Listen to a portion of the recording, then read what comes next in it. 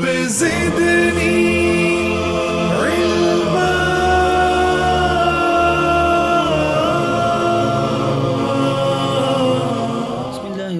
রহিম নাহমাদুহু ওয়া নুসাল্লি আলা রাসূলিল কারীম আম্মা বা'দ। আজ ইনশাআল্লাহ আমরা আপনাদের উমরা করার প্র্যাকটিক্যাল তরিকা সম্পূর্ণ বলে দেব।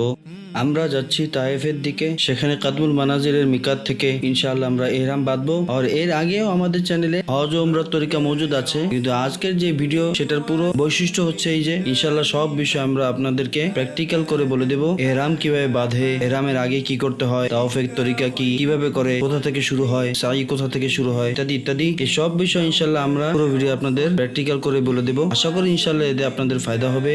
যদি আপনারা উমরার জন্য যেতে চান তো চেষ্টা করুন এই ভিডিও অবশ্যই পুরো দেখুন, আর একবার না বারবার দেখুন, যাতে ভালোভাবে শিখতে পারেন, এরপর আপনি উমরা করুন। আচ্ছা, ইহরাম বাঁধার পূর্বে দুই তিনটা বিষয় এমন যে যা বোঝা এবং ইহতিমাম করা চাই। প্রথম কথা তো এই যে ইহরাম বাঁধার পূর্বে নখ আপনি কেটে নিন, সেটা হাতের হোক বা পায়ের হোক। এটা ছাড়াও শরীরের অপ্রয়োজনীয় যে পশম আছে, প্রাইভেট পার্টস, তো সেগুলো ভালোভাবে পরিষ্কার করে নিন। আর তার কারণ হচ্ছে এই যে ইহরাম বাঁধার পরে অনেকগুলো বিষয় আরোপ হয়ে যায় মানুষের উপর, যে সে নখ কাটতে পারবে না, চুল কাটতে পারবে না। তো এই সব যে নিষেধাজ্ঞা আছে, তো এগুলোর ইহরামের হালতে প্রকাশ থাকে যে আপনি করতে পারবেন না, তো ইহরামের পূর্বেই করে নিন। দ্বিতীয় কথা হচ্ছে এই যে ইহরাম বাঁধার পূর্বে গোসল করে নিন, ভালোভাবে পরিচ্ছন্নতা হাসিল করে নিন। আর আপনার শরীরে যদি সুগন্ধি মাখতে চান তো শরীরেও মেখে নিতে পারেন। ইহরামের চাদরও যদি সুগন্ধি লাগাতে চান তো ইহরামের চাদরও সুগন্ধি মাখতে পারেন। উত্তম এই যে ইহরামের চাদরের উপর সুগন্ধি না লাগান, শরীরে লাগিয়ে নিন। কিন্তু যদি ইহরামের চাদরের উপরেও সুগন্ধি মাখেন তো তাতে কোনো সমস্যা নেই, যদিও ইহরাম বাঁধার পরে তার থেকে পরে খুশবু আসতে থাকে। হ্যাঁ, ইহরামের উপর এই ধরনের খুশবু না লাগান যেটা শরীরে দাগ টাগ যাতে ইহরামে না লেগে যায়। এই ধরনের খুশবু ইহরামের উপরে লাগানো জায়েজ নয়। তো যদি শরীরে খুশবু লাগিয়ে নেন, ইহরামের চাদরের উপরে খুশবু লাগিয়ে নেন, কিন্তু তার শরীর প্রকাশ্য দাগ টাগ ওয়ালা নয়, তো তাতে কোনো অসুবিধার কথা নেই। পরে তা থেকে সুগন্ধি আসতে থাকলেও তাতে কোনো সমস্যা নেই। বাকি ইহরাম বাঁধার তরিকা কি এটা আমি বলছি। বিসমিল্লাহির রহমানির রহিম। আমরা কাদমুল মানাজিরের মিকাতে আছি, আমরা এখান থেকে ইহরাম বাঁধছি। ইহরাম বাঁধার তরিকাও প্র্যাকটিক্যাল তরিকা আমি আপনাদের বলে দিচ্ছি। তো ইহরাম বাঁধার কোনো বিশেষ তরিকা নেই, যে কোনো তরিকায় আপনি ইহরাম বাঁধতে পারেন, আপনার জন্য যেই তরিকা আসানির সাথে করতে পারেন। আমার কাছে এই তরিকা বেশি বুঝে আসে প্র্যাকটিক্যালি, তো আমি আপনাদের কিছুটা বলে দিই। তরিকা এটাই যে ওর ইহরামের দুই প্রান্তকে আপনি একসাথে মিলিয়ে নিন, তাকে সোজা করে এখানে নিয়ে আসুন। আর এরপরে আপনি তাকে উপর থেকে কিছুটা বাঁধুন, আর এখানে নিয়ে এসে তাকে আপনি টাইট করে দিন। যত টাইট করতে পারেন বেশি থেকে বেশি টাইট করে দিন। টাইট করার পরে আপনি এখানে আঙুল রাখুন, তাকে এটাকে সোজা রাখুন, এটার প্রান্তগুলোকে পরস্পর এ পর্যন্ত নিয়ে আসুন। এখানে নিয়ে আসার পরে এটাকে ধরুন, আর ইহরামের জন্য দুনো প্রান্ত এখানে নিয়ে আসুন। এভাবে যখন আপনি করে নেবেন, এবার আপনি এটাকে এভাবে রোল করা শুরু করে দিন। এখান থেকেও পিছু থেকেও এটাকে এভাবে ঘোরাতে থাকুন। যত এটাকে আপনি ঘোরাতে থাকবেন অতটাই টাইট হতে থাকবে। তাতে আপনার জন্য চলা ফেরা করতে, বসা, বড় কদম ফেলা, এটা আপনার জন্য সহজ, আসানির সাথে আপনি চলতেও পারবেন। সতরের দিক থেকে এটা ভালো, সতর এটাতে থাকবে। প্রকাশ থাকে ইহরামের নিচে আপনার কোনো কিছু পরা যাবে না। আমি তো আপনাদেরকে করে দেখেছি, তো আপনার এটার নিচে কোনো কিছুই পরতে হবে না। ইহরামের একটা চাদর একটা উপরে নিয়ে নেবেন, চাদর একটা, আরেকটা নিচে আপনি বেঁধে নেবেন। বাঁধার তরিকা এটাই। এরপর একটা কাজ করুন, যে যখন ইহরাম বাঁধুন তো তার সাথে নিজের কাছে একটা বেল্ট রাখুন, যেটা আপনার কাছে সহজ লাগে, এবং তা আপনার সাথে বেঁধে নিন, যাতে তাতে আপনার মোবাইল, আপনার সাথে যে ক্যাশ অ্যামাউন্ট আছে, অথবা যে কোনো আপনার কাছে পাসপোর্ট ইত্যাদি আসানির সাথে, বাকি প্রকাশ থাকে যে পকেট টকেট তো আপনার হবে না। এতে আপনার ইহরামও টাইট হয়ে যাবে, আর আপনার সামানও এখানে রক্ষিত থাকবে। মহিলাদের ইহরামের ব্যাপারে একটা কথা বিশেষভাবে মনে রাখবেন, যেটা আমি বলেছি যে নিজেদের নর্মাল পোশাক পরবে, কিন্তু চেহারা সে ঢাকতে পারবে না। পুরুষদের জন্য চেহারা ঢাকা জায়েজ নেই এবং মহিলাদের জন্য চেহারা ঢাকা জায়েজ নেই, কিন্তু মহিলাদের জন্য পর্দা করাও জরুরি। তার সমাধান হচ্ছে এটা যে মহিলারা ওই হেডওয়ালা নেকাব নিয়ে নিবে, যেটার মাথার উপর থেকে পর্দা হবে। তো শোয়ার সময় এই বিষয়টা খেয়াল করবেন যে ইহরামের হালতে কেউ শুয়ে আছে, তো পাকে তো ঢাকতে পারবে কিন্তু চেহারা রাখতে পারবে না। তো পুরুষ হোক আর মহিলা, এই বিষয়টা তাদের জানা থাকা দরকার যে এহরামের হালতে পুরুষ মাথা ঢাকতে পারবে না এবং চেহারাও, মহিলা মাথা তো ঢাকতে পারবে কিন্তু চেহারা রাখতে পারবে না। আর মাথার চুলের জন্য করতে হবে এটা যে কোনো এক জায়গায় কাপড়ের উপর তা একসাথে করে নিবে যাতে তা গড়িয়ে পড়া ঝরিয়ে পড়া থেকে হেফাজতে থাকে। পাওয়ার বিষয়ে মহিলা নিজেদের দস্তানাও পড়তে পারবে, মোজাও পড়তে পারবে। এই শর্তটা মহিলাদের জন্য নেই যে তাদের পা খোলা থাকবে বা হাত খোলা থাকবে।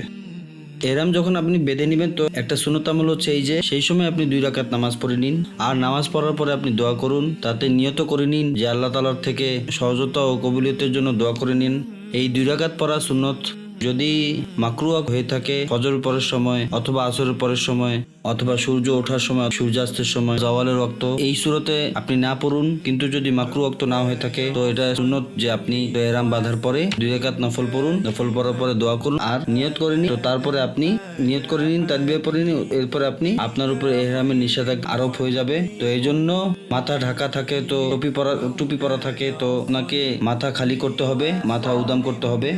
সেলাই করা কাপড় পরে আছেন তো সেলাই করা কাপড় খুলতে হবে, কিন্তু চাদর আপনি অলরেডি পরে ফেলেছেন তো সেলাই করা কাপড় খুলে ফেলেছেন। যদি মাথায় কোনো কাপড় থাকে তা সরিয়ে ফেলুন। আর বাস যতক্ষণ পর্যন্ত তাওয়াফ শুরু না হয়ে যায় তো তালবিয়া লাব্বাইক আল্লাহুম্মা লাব্বাইক এটা পড়তে পড়তে চলতে থাকুন। যখন তাওয়াফ শুরু হয়ে যাবে তো তালবিয়া খতম হয়ে যাবে।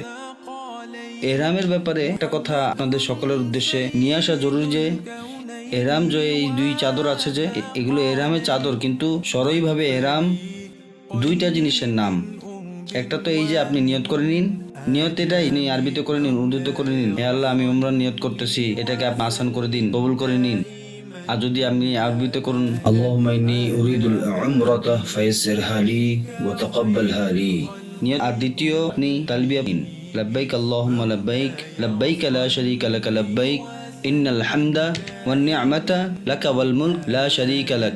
তো নিয়ত ও তালবিয়া যখন এই 2টা চেয়ে একসাথে হয় এটাতে এহরাম শুরু হয়ে যায়।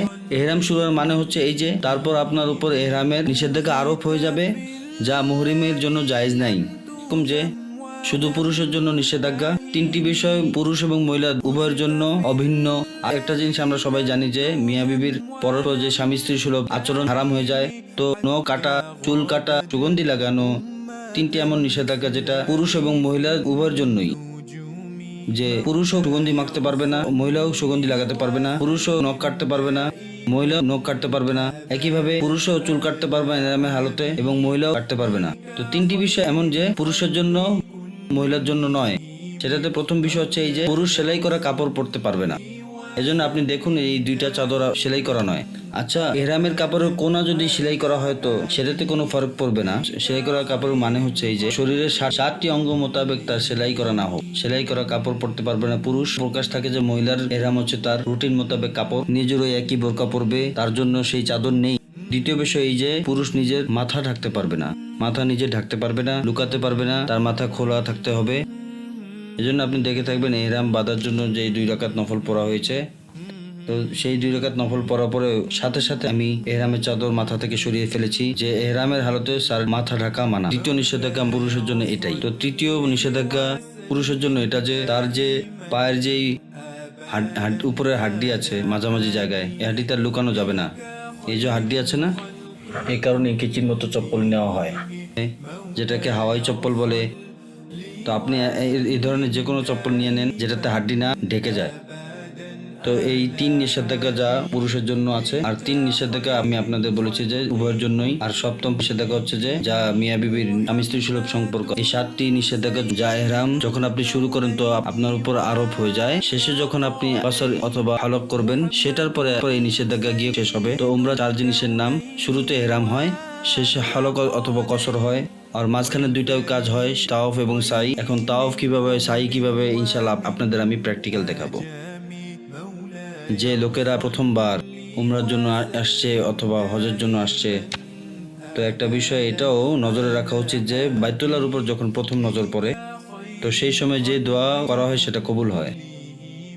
তো এই জন্য যেভাবে আপনার বাইতুল্লাহ নজরে আসছে তো বাইতুল্লাহর উপর নজর যখন পড়ে চেষ্টা এটা করা উচিত যে কোনো এক কোনায় দাঁড়িয়ে, এমন জায়গা যেখানে মানুষের রাস্তাও বন্ধ না হয় সেখানে দাঁড়িয়ে, আর দোয়াও করা উচিত বেশি থেকে বেশি। যে দোয়াই আপনি করতে চান অবশ্যই করুন। তাওয়াফে দুইটি বিষয় এমন যে পুরুষদের জন্য খাস। এক ইস্তেবা রমল। ইস্তেবা একে বলে যে নিজের ডান কাঁধ উদাম করে দিতে হবে, চাদর সরিয়ে দিতে হবে। এটা শুধু পুরুষ করবে, মহিলা করবে না। শুধু পুরুষ করবে, শুধুই তওয়াফ করবে, আর শুধু ওই তওয়াফ করবে যেটা পরে সাই আছে। নফল তওয়াফ এটা হবে না। তো উমরা তওয়াফে হবে এবং হজের তওয়াফে হবে। তো ইস্তেবা একে বলে, মহিলা এটা করবে না। দ্বিতীয় কথা, যেহেতু আপনি চাই তো ইস্তেফা করবেন না, শুধু তাওয়াফ করবেন। দ্বিতীয় বিষয়, এটা পুরুষদের জন্য খাস আছে যে রমল করবেন তাওয়াফের প্রথম 3 চক্কর। তো ওই 3 চক্করের রমলের মানে হচ্ছে কাঁধ উঁচু করে কিছুটা পাহলানের মতো চলা। এটাও রাসূলুল্লাহ সাল্লাল্লাহু আলাইহি সাল্লামের সুন্নাত। এটা শুধু তাওয়াফে প্রথম 3 চক্করে শুধু পুরুষদের জন্য, আর মহিলাদের জন্য নাই। বাকি এটার যে তাওয়াফের শুরুয়াত সেটা হাজর আসওয়াদের ইস্তেকবাল এবং ইস্তেলাম থেকে হয়, সেটা সামনে বলবো। তাওয়াফের শুরু হাজর আসওয়াদের ইস্তেকবাল এবং ইস্তেলাম থেকে শুরু হয়। আর এটার আলামত হচ্ছে এটা এই সবুজ লাইট যেটা আপনাদের নজরে আসছে। এই যে সবুজ লাইট আছে, এটা হাজর আসওয়াদের সাইড বরাবর লাগানো হয়েছে। যখন আপনি এটার সামনে এসে যাবেন এবং বাইতুল্লাহর দিকে মুখ করবেন, এর অর্থ আপনি হাজর আসওয়াদের সামনে এসে গেছেন। তো হাজর আসওয়াদের সামনে এসে আপনি ইস্তেকবাল করবেন, এরপর আপনি ইস্তেলাম করবেন। ইস্তেকবালের মানে হচ্ছে এটা যে হাজর আসওয়াদের দিকে মুখ করুন এবং হাত কানের উপর এমন উঠান যখন নামাজ পড়ার সময় উঠান। তাকবীরে তাহরিমার জন্য যেভাবে উঠান, যেভাবে কান পর্যন্ত উঠান, কান পর্যন্ত হাত উঠান এবং বিসমিল্লাহি আল্লাহু আকবার, লা ইলাহা ইল্লাল্লাহ ওয়ালিল্লাহিল হামদ, ওয়াসসালামু আলা রাসূলিল্লাহ, এটা পরে হাত ছেড়ে দিন। এটা হলো ইস্তেকবাল। এটার পরে ইস্তেলাম করবেন। ইস্তেলামের মতলব এটা হচ্ছে যে হাত, উভয় হাতে হাজর আসওয়াদের দিকে এভাবে ইশারা করুন যেন আপনি হাজর আসওয়াদের উপরে আপনার হাত রাখছেন। উভয় হাতে দিয়ে আপনি ইশারা করুন। দ্বিতীয়বার আপনি এই দোয়া পড়ুন, বিসমিল্লাহি আল্লাহু আকবার, লা ইলাহা ইল্লাল্লাহ ওয়ালিল্লাহিল হামদ, ওয়াসসালামু আলা রাসূলিল্লাহ। এরপর আপনি হাতকে চুম্বো দিন, এরপর ছেড়ে দিন। এটা ইস্তেলাম হয়ে যাবে। তো এভাবে আপনার তাওয়াফ শুরু হয়ে যাবে। তো প্রত্যেক চক্করের শুরুতে যে ইস্তেলাম হবে সেটা এভাবেই হবে যে উভয় হাত হাজর আসওয়াদের দিকে করুন আর এই দোয়া পড়েন এবং হাত ছেড়ে দিবেন। এরপর হাতকে চুমো দিবেন এবং ছেড়ে দিবেন। তাওয়াফের শুরু যেভাবে আমি বলেছি যে হাজর আসওয়াদের থেকে হবে। হাজর আসওয়াদ থেকে নিজের ডান দিকে চলা শুরু করে দিবেন, বাম দিকে নয়। ইস্তেকবাল করেছি, ইস্তেলাম করেছি, এরপরে ডান দিকে চলা। তাওয়াফের মধ্যে এই জিনিসটারও খেয়াল রাখতে হবে যে তাওয়াফ বাইতুল্লাহর দিকে মুখ করা না চাই, আর বাইতুল্লাহর দিকে পিঠও না হওয়া চাই। এভাবে তাওয়াফ করতে হয়। 3টি স্ট্যান্ড আপনাদের নজর আসতেছে। তাওয়াফ এদের বাইরে থেকে করতে হয়, কারণ এটারও কিছু অংশ বাইতুল্লাহরই অংশ। তো প্রকাশ থাকে যে ভেতর থেকে তাওয়াফ হবে না, তো এই জন্য ভিতর থেকে এটা বন্ধই থাকে। এটা বাহির থেকে তাওয়াফ করতে। তাওয়াফের সময় দোয়ার সময় যেগুলো আলাদাভাবে লেখা থাকে কিতাবসমূহে, প্রথম চক্করের দোয়া, দ্বিতীয় চক্করের দোয়া, এগুলো হাদিস থেকে প্রমাণিত নয়। ওলামা লিখেছেন যে তাওয়াফের সময় ওই সকল দোয়া করুন যেগুলো আপনি করতে চান। তাতে কোনো বিশেষ কোনো দোয়া নেই। শুধু আল্লাহ তাআলার কাছে আপনার নিজস্ব গোপনীয়তার সাথে কথাবার্তা বলুন, নিজের ভাষায়, আপনার নিজের ভাষায় করুন। আল্লাহ তাআলা সকল ভাষাই বুঝে থাকেন। রুকনে ইয়ামানি থেকে হাজরে আসওয়াদ পর্যন্ত একটি দোয়া মাসনুন আছে, রব্বানা আতিনা ফিদ দুনিয়া হাসানা ওয়া ফিল আখিরাতি হাসানা ওয়া কিনা আযাবান নার। সেই দোয়া রুকনে ইয়ামানি থেকে হাজরে আসওয়াদ পর্যন্ত জায়গায় পড়া উচিত। এটা ছাড়াও আপনি তেলাওয়াত করতে পারেন এখানে উর্দুতে, আরবিতে, পশতুতে, যে কোনো ভাষায় আপনি দোয়া করতে চান করুন। দোয়া পড়ার জিনিস না, চাওয়ার জিনিস। বাস এখানে এসে আল্লাহর সাথে ব্যক্তি এমনভাবে গোপনীয়তা ডুবে যায়, বাস তার তাওয়াজ্জু, তার ধ্যান শুধুই আল্লাহর দিকে হোক। যেসব হাজত আছে, যেসব প্রকৃতিগত জরুরত আছে, আল্লাহ তাআলার কাছে চাইতে থাকুক। আর বাস যে আল্লাহ নেক বান্দারা এখানে যে সকল দোয়া করেছেন কল্যাণে, আমাদেরও সেখানে শামিল করে দিন। যে সকল অনিষ্ট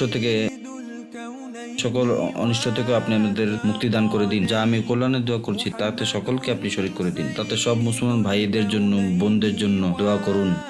বেশি থেকে বেশি দোয়াতে এতেমাম করুন। তো এভাবে তাওয়াফের চক্কর যখন আপনি দ্বিতীয়বার হাজর আসওয়াদে পৌঁছাবেন, একটা চক্কর পুরো হয়ে যাবে।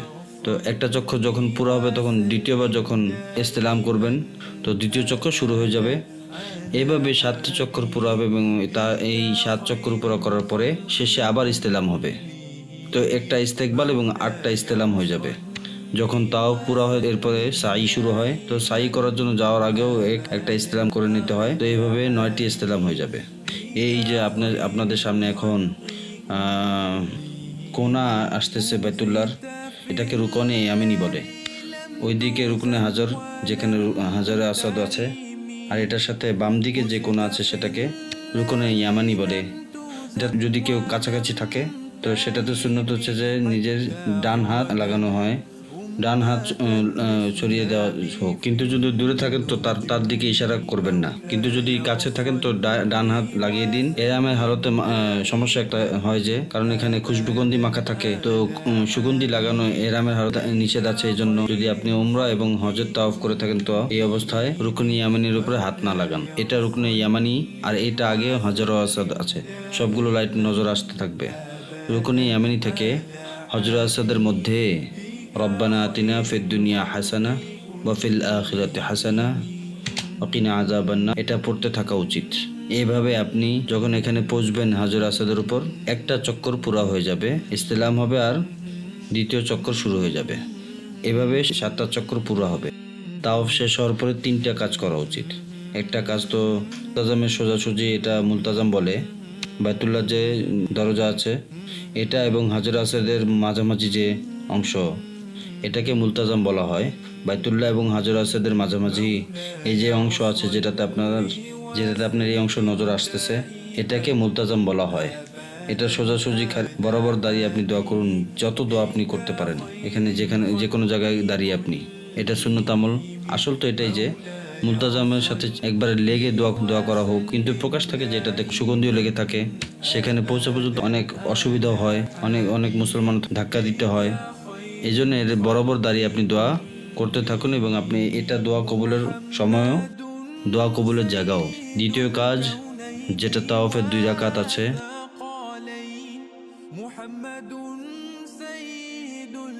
এই যে মাকামে ইব্রাহিম আপনাদের নজরে আসতেছে, এটার বরাবর দাঁড়িয়ে যে কোনো একটা জায়গায় 2 রাকাত পড়ে নিন। আর এর কাছাকাছি যদি আপনার মুশকিল হয় তো যে পুরো হারামের যে কোনোখানে আপনি 2 রাকাত পড়ে নিন। এই 2 রাকাত পড়া ওয়াজিব। যদি আসরের পরে তাওয়াফ সম্পূর্ণ করে থাকেন মাগরিবের পরে পড়ে নিন। আর তৃতীয় কাজ, তাওয়াফের পরে জমজম পান করুন, বেশি করে ভরে ভরে পান করুন। হাদিসে এসে যে মুমিন এটাকে মন ভরে পান করে, আর মুনাফিক এটাকে পান করতে পারে না। চেয়ারের উপরে দিন, মাথার উপরে দিন, কিন্তু এটা খেয়াল রাখবেন যে নিচে যাতে না পড়ে, যাতে তার কারণে মানুষের পিছলে পড়ে না যায়, মানুষের যাতে কোনো পেরেশানি না হয়। তো তাওয়াফের পরে এই 3টা কাজ করতে হবে। তাওয়াফ সম্পূর্ণ হয়ে গেছে। মুলতাজামের কাছাকাছি দোয়া এবং 2 রাকাত নামাজ, আবে জমজম পান করে আলহামদুলিল্লাহ নিজের মাথা এবং চেহারাও ছিটিয়ে দিয়েছি বরকতের নিয়তে। আল্লাহ তাআলা এটার বরকত আমাদের উপর জাহান্নামের আগুনও হারাম করে দিন। আমাদের দোয়াগুলো আল্লাহ তাআলা কবুল করুন। সুবহানাল্লাহ, সুবহানাল্লাহ। আল্লাহ তাআলা এই ঘরের আজমত ও শান আরো বাড়িয়ে দিন। আল্লাহ তাআলা এটার ইজ্জত ও শানে আরো বৃদ্ধি করে দিন। আল্লাহ তাআলা তাজিম, কারামাত, এহতেরাম, সম্মান, পবিত্রতা আল্লাহ তাআলা আরো বাড়াতে থাকুন, আরো বাড়াতে থাকুন, আরো বাড়াতে থাকুন। আপনি যখন যাবেন তখন জায়গায় জায়গায় এই ধরনের বোর্ডও লেখা দেখতে পাবেন, ইলাসাই মাসা, অথবা আপনি কাউকে জিজ্ঞাসা করে নিন, সে আপনাকে বলে দেবে যে কোথায় যেতে হবে। যে এটা দেখুন যে এখানেও লাগানো আছে ইলাল মাসার দিকে। তো এখান থেকে আপনি উপর যাওয়া শুরু করবেন এবং সোজা গিয়ে সাফা পাহাড়ের উপর, এখানে ওনারাও সাই করার জন্য সাফা পাহাড়ের দিকে যাচ্ছেন। এই যে আপনাদের সামনে যে পাহাড় নজরে আসতেছে, এটা সাফা পাহাড়। এই সাফা পাহাড় আপনাদের দৃষ্টিতে আসতেছে। এখান থেকে সাই শুরু হবে। সাইর ব্যাপারে একটা কথা আপনি মনে রাখবেন যে সাফা থেকে মারোয়া পর্যন্ত 1 চক্কর, মারোয়া থেকে সাফা পর্যন্ত 2 চক্কর গণনা করা হয়। কিছু লোকদের সাইর মধ্যে এই ভুল ধারণা হয় যে সাফা থেকে মারোয়া এবং মারোয়া থেকে সাফা এই দুইটাকে মিলিয়ে একটা চক্কর বুঝে থাকেন তারা, যার কারণে আমাদের অনেক বড় লম্বা চক্কর কাটতে হয়। তো এটাকে মনে রাখার একটা আসান ফর্মুলা হচ্ছে এটা যে সাইর প্রত্যেক একটি চক্কর সেটা সাফা থেকে শুরু হয়, সকল বিজোড় চক্কর সাফা থেকে শুরু হয় এবং সকল জোড় চক্কর মারোয়া থেকে শুরু হয়। আর দ্বিতীয় কথা হচ্ছে সাইর আরম্ভ সাফা থেকে শুরু হয় এবং মারোয়া থেকে শেষ হয়।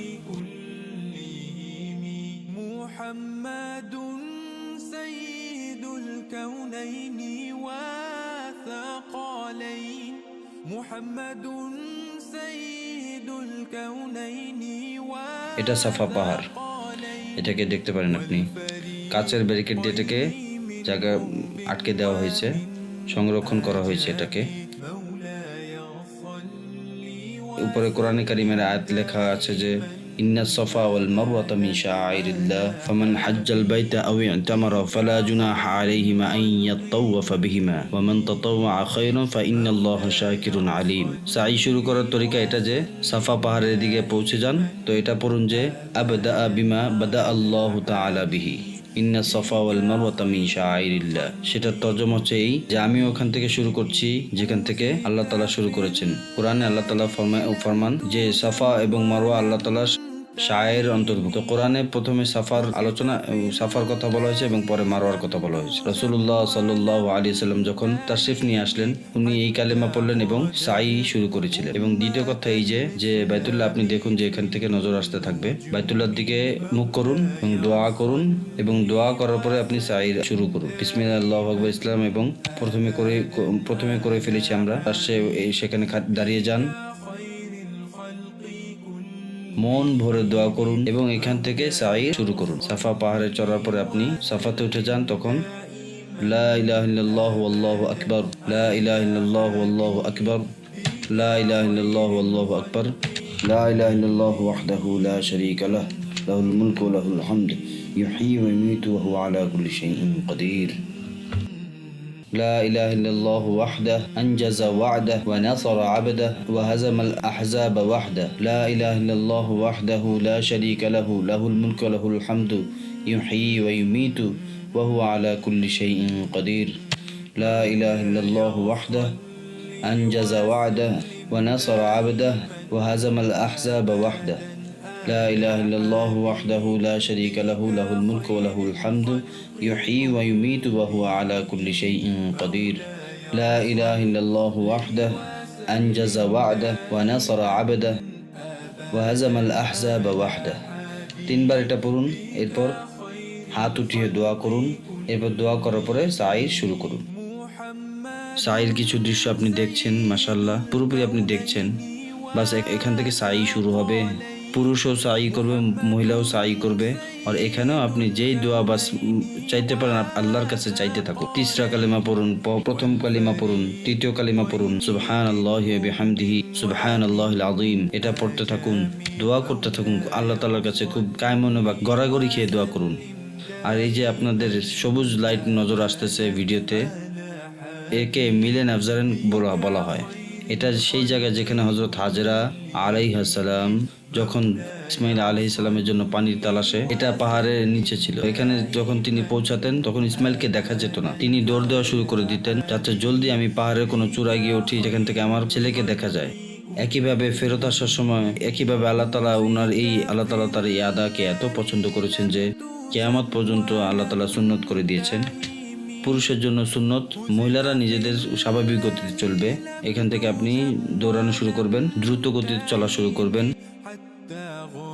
যে আপনার যে দোয়া মসনুন আছে সেটা হচ্ছে রব্বিগফির ওয়ারহাম ইন্নাকা আনতাল আ'আজ্জুল আকরাম, রব্বিগফির ওয়ারহাম ইন্নাকা আনতাল আ'আজ্জুল আকরাম, রব্বিগফির ওয়ারহাম ইন্নাকা আনতাল আ'আজ্জুল আকরাম, রব্বিগফির ওয়ারহাম ইন্নাকা আনতাল আ'আজ্জুল আকরাম, রব্বিগফির ওয়ারহাম إنك أنت الأعز الأكرم رب اغفر وارحم إنك أنت الأعز الأكرم رب اغفر وارحم إنك أنت الأعز الأكرم رب اغفر وارحم إنك أنت الأعز الأكرم. সাফা থেকে মারওয়া যাওয়ার সময় এবং মারওয়া থেকে সাফা আসার সময় আপনি একটা জিনিস নোট করুন, এখানকার যে টাইলস আছে সেটা সাদা টাইলস দৃষ্টিতে আসবে। সেটা সাফা থেকে মারওয়া যাওয়ার, এরপর কিছু আগে গিয়ে কিছুটা খসখসে টাইল এসে পড়েছে। এটার মানে হচ্ছে যে আপনি মারওয়া পাহাড়ে এসে পড়েছেন। আপনি দেখতে পাচ্ছেন যে টাইলসের যে স্টাইল চেঞ্জ হয়ে গিয়েছে, কিছুটা খসখসে হয়ে গিয়েছে, খসখসে টাইলস। এটার মতলব হচ্ছে এইটা আপনি মারওয়া পাহাড়ে চলে গেছেন। ঠিক একইভাবে যখন আমরা মারওয়া থেকে সাফাতে যাব, খসখসে টাইলস যখন শুরু হবে, এর মানে হচ্ছে খসখসে টাইলস যখন শুরু হবে, তো এর মতলব হচ্ছে আমরা সাফা পাহাড়ে উঠে এসেছি। মারওয়াতে পৌঁছাও একই আমল করতে হবে যেটা সাফাতে আমরা করেছি। হাদিসে এসেছে রাসূলুল্লাহ সাল্লাল্লাহু আলাইহি ওয়াসাল্লাম মারওয়াতে পৌঁছে একই আমল করেছেন যেটা সাফাতে করেছিলেন। আর সেই আমল কি? যে আল্লাহ তাআলা তাওহীদ বয়ান করেছেন এবং আল্লাহ তাআলা তাকবীর। তাওহীদের মানে হচ্ছে লা ইলাহা ইল্লাল্লাহ, তাকবীরের অর্থ হচ্ছে আল্লাহু আকবার। কিবলামুখী হয়ে যান এবং মারওয়াতে 3 বার পড়ুন লা ইলাহা ইল্লাল্লাহ আল্লাহু আকবার, লা ইলাহা ইল্লাল্লাহ আল্লাহু আকবার, লা ইলাহা ইল্লাল্লাহ আল্লাহু আকবার। আর এরপর 3 বার লা ইলাহা ইল্লাল্লাহ ওয়াহদাহু লা শারীকা লাহু লাহুল মুলকু ওয়া লাহুল হামদু ইউহয়ী ওয়া ইউমীতু ওয়া হুয়া আলা কুল্লি শাইইন কাদির। لا إله إلا الله وحده أنجز وعده ونصر عبده وهزم الأحزاب وحده. لا إله إلا الله وحده لا شريك له له الملك وله الحمد يحيي ويميت وهو على كل شيء قدير. لا إله إلا الله وحده أنجز وعده ونصر عبده وهزم الأحزاب وحده. لا إله إلا الله وحده لا شريك له له الملك وله الحمد يحيي ويميت وهو على كل شيء قدير. لا إله إلا الله وحده أنجز وعده ونصر عبده وهزم الأحزاب وحده. এই দোয়া পড়ে নিন এবং এরপরে কিবলামুখী হয়ে দোয়া করুন। এরপর সাফার দিকে চলে যান। সাফাতে যখন পৌঁছে যাবেন এক চক্কর সম্পূর্ণ হয়ে যাবে। মারওয়া থেকে সাফাতে যাওয়ার জন্য শুরু হবে। তো সাফার দিকে যখন যাবেন তখন সেখানে পৌঁছবেন তো দ্বিতীয় চক্কর পরিপূর্ণ হয়ে যাবে। এই খসখসা টাইলস আপনাদের নজরে আসতেছে, এটার অর্থ হচ্ছে এটা মারওয়া পাহাড়ে আছেন। জেসে এই খসখসে টাইলস শেষ হয়ে যাবে এর মানে হচ্ছে মারওয়া পাহাড় আমরা ছেড়ে এসেছি। এখানেও যাওয়ার সময় যা দোয়া করতে পারেন করুন। আর যে সকল লাইট আপনাদের নজরে আসতে থাকবে এটার মাঝ বরাবর পুরুষগণ দৌড়াবেন এবং মহিলারা নিজেদের নর্মাল।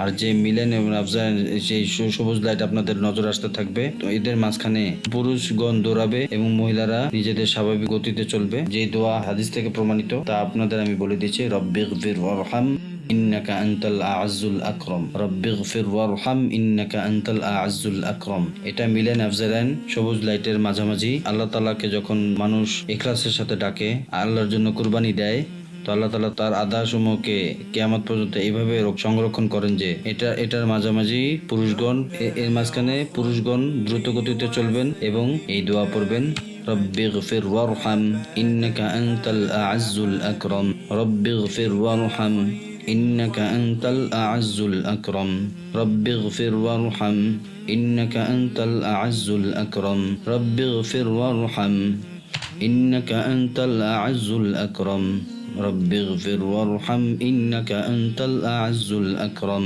রব্বিগফির ওয়ারহাম ইন্নাকা আনতাল আ'আজ্জুল আকরাম। এরপর আপনি যখন সাফাতে পৌঁছে যাবেন তো দ্বিতীয় চক্কর পরিপূর্ণ হয়ে যাবে। এভাবে 7 চক্কর সম্পূর্ণ করতে হবে। এখানে আমি আপনাদেরকে খসখসে টাইলস দেখিয়ে দিচ্ছি, যেটা এই কথার আলামত যে সাফা পাহাড় শুরু হয়ে গেছে। এই আপনি টাইলস দেখুন, এখান থেকে খসখসে টাইলস শুরু হচ্ছে। এটার অর্থ হচ্ছে যে সাফা পাহাড়ে আমরা উঠে গেছি। সাফা পাহাড়ে যখন আসবেন 3 বার লা ইলাহা ইল্লাল্লাহু আল্লাহু আকবার, 3 বার লা ইলাহা ইল্লাল্লাহু ওয়াহদাহু লা শারীকা লাহু লাহুল মুলকু ওয়া লাহুল হামদু ইউহয়ী ওয়া ইউমীতু ওয়া হুয়া আলা কুল্লি শাইইন কাদির। 3 বার লা ইলাহা ইল্লাল্লাহু ওয়াহদাহু আনজাযা ওয়া'দাহু ওয়া নাসারা 'আবদাহু ওয়া হাযামাল আহযাবা ওয়াহদাহু। সববারই সাফাতেও 3 বার এই দোয়া পড়তে হবে এবং মারওয়াতেও 3 বার এই দোয়া পড়তে হবে এবং কিবলামুখী হয়ে দোয়াও করতে হবে। যখন আপনি সাই সম্পূর্ণ করে নেবেন এরপরে শুধু একটা কাজই রয়ে যাবে, সেটা এটা যে হালাক করুন অথবা কাসর। হালাকের অর্থ হচ্ছে এই মাথা মুন্ডন করা, এটাকে আমরা এইভাবে বলি যে বিলকুল টাক মাথা হয়ে যাওয়া। আর একটা হচ্ছে কাসর অর্থ চুল ছোট করা। তো এটা প্রকাশ থাকে যে মহিলা তো চুল ছোটই করবে, তাদের জন্য তো হালাক করা জায়েজ নাই। পুরুষদের জন্য উত্তম হচ্ছে যে সে হালাক করবে, মহিলারা কাসরই করবে। কাসরের মতলব হচ্ছে চুল ছোট করা। এটার যে পরিমাণ হচ্ছে এটা হচ্ছে এটা যে মাথার 1/4 চুল থেকে কমসে কম আঙ্গুলের 1 কর পরিমাণ চুল কাটতে হবে। আঙ্গুলের 1 কর পরিমাণ চুল কাটার তরিকা হচ্ছে এই যে আপনি চুলের যেই মুঠি আছে সেটাকে ধরে আঙ্গুলে ধরে আপনি একসাথে পেঁচিয়ে নিন। পেঁচিয়ে নেওয়ার পরে আঙ্গুলের মধ্যে যেই যতটুকু অংশ চুল এসে পড়ে সেটা থেকে আপনি একটু বেশি কেটে নিন। আঙ্গুলের 1 কর পরিমাণের চুল আপনার কাটা হয়ে যাবে। আর যদি কোনো লোক দ্বিতীয় উমরা করে তৃতীয় উমরা করে, তো আগে সে একবার হালাক করে ফেলেছে, তো যদিও তার চুল না থাকুক তারপরও লাজিম হবে, তারপরও তার মাথায় একইভাবে খুর চালানো আবশ্যক হবে। হালাককে বাদ হালাক করুন অথবা কসর করুন, এরপর আপনি হালাল হয়ে যাবেন। হালাল হওয়ার অর্থ হচ্ছে আপনার উপর যত নিষেধাজ্ঞা ছিল তা সব শেষ হয়ে গেছে, যত নিষেধাজ্ঞা রাম বাঁধার পরে ছিল তা থেকে আপনি মুক্ত হয়ে যাবেন।